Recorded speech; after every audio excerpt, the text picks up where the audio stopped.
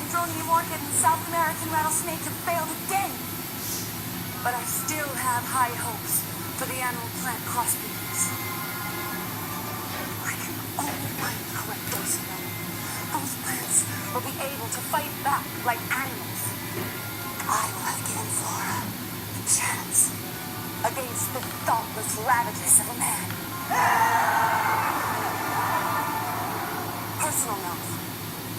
My work would proceed faster if Dr. Woodrow weren't always whisking my venom samples back to his mysterious Gilgamesh wing.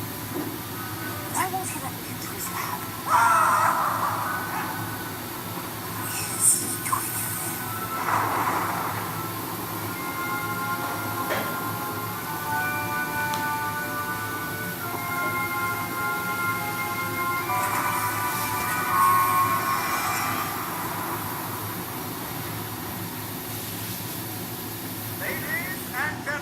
Of the United Nations and our mystery bidder, may I present Antonio Diego, serial murderer serving life in prison and sole surviving volunteer. And what a jobber he is.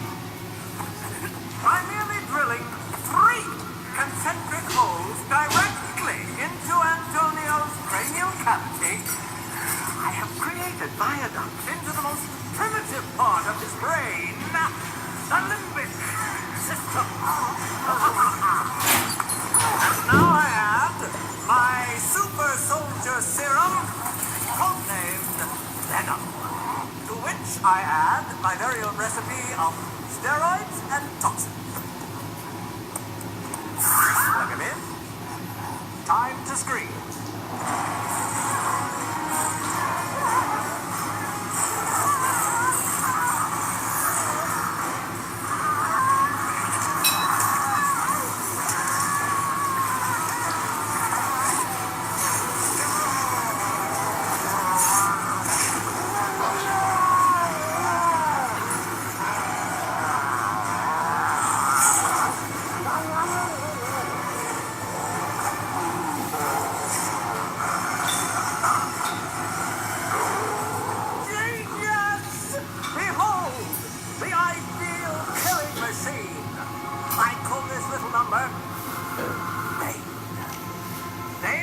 Of humanity! Imagine it! Your own private army, made up of thousands of these super soldiers. Bidding begins at a mere 10 million. Turbo! Show off for daddy.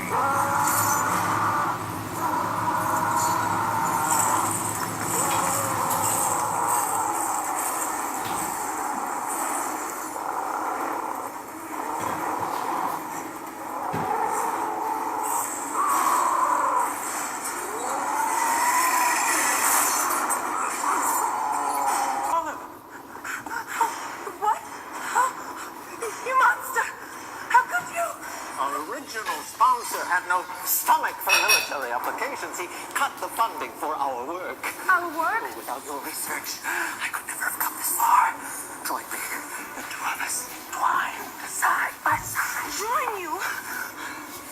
I have spent my life trying to protect plants from extinction, and now you corrupt my research into some maniacal scheme for world domination?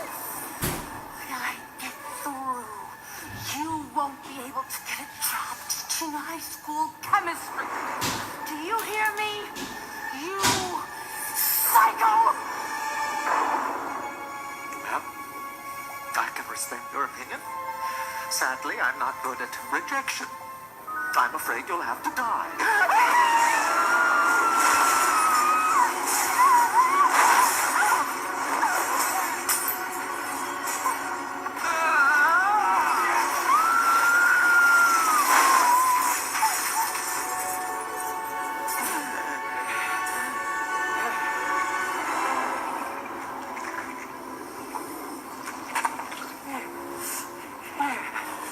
Let the poisons and toxins burn a grave for you deep into the earth you love so much.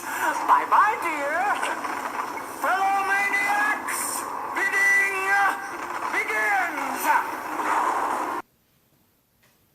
Alright, welcome to the world of botanical biochemist Dr. Pamela Isley, aka Poison Ivy, and her one-of-a-kind sidekick Bane, aka Antonio. Well, in the clip shown, we see that Dr. Woodrow injects Bane with his venom, in which he added his very own toxins and steroids, which went through his skull. Later we witness Isley and Woodrow arguing up because Dr. Isley is appalled by what he has done. So, how does Dr. Isley become Ivy? Well, Dr. Woodrow pushes her into chemicals and he pushes another chemical. The main chemical was his special venom that he remade using an original batch of venom. These chemicals are numerous types of plant and animal poisons, which he or she, or maybe both, created into formulas. But the main concoction was the venom that the doctor made. Now, if you look closely, she was also covered with what looks like garden snakes, but most likely are not. They also played a role into her change. I am so pleased you won the bidding, your supreme ruthlessness. We're making the final modifications on Bane right now. We'll have a flawless super soldier out to you tomorrow by overnight mail.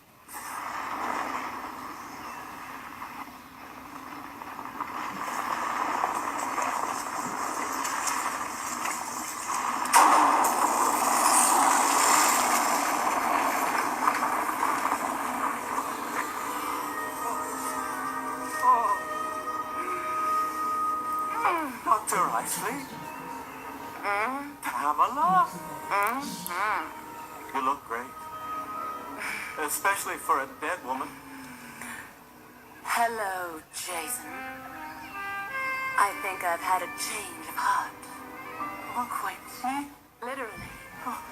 The animal plant toxins had a rather unique effect on me. They replaced my blood with aloe, my skin with chlorophyll, and filled my lips.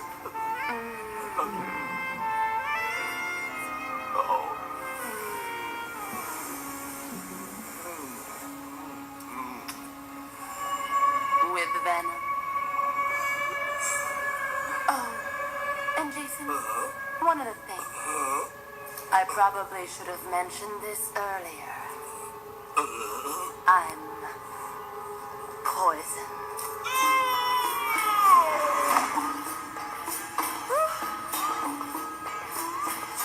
It's a jungle in here. I am nature's arm. Her spirit. Her will. Hell, I am Mother Nature. And the time has come for plants to take back the world so rightfully ours. Because it's not nice to fool with Mother Nature.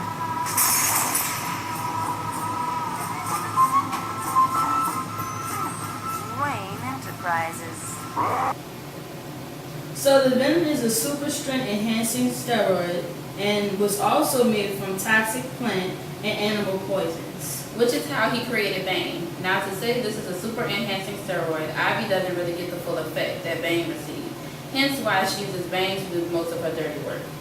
Bane does the dirty work because the venom has whereas Ivy's serum was seeping in through her pores. Steroids and toxins are so broad. What kind of toxins and steroids did he put in this serum? Well, for the enhancing strength steroid, you would consider using anabolic steroid, which increases mass, muscle mass, and strength. You see? For the toxins, it could be a number of factors. The snakes that we saw were not garden snakes, but she stated she had South African rattlesnakes. But in fact, resembles the boomslang snakes, which are snakes that can kill you in an instant. These snakes produce a venom called hemotoxin. A hemotoxin is a toxin that destroys your red blood cells and causes blood clotting and also can cause organ failure. Now, if this is a snake that was crawling on her body, why didn't this affect her? Probably because of Woodrow's venom, which is a lot stronger and more powerful and then overtook the effects of the snake's venom. Also, what could have happened,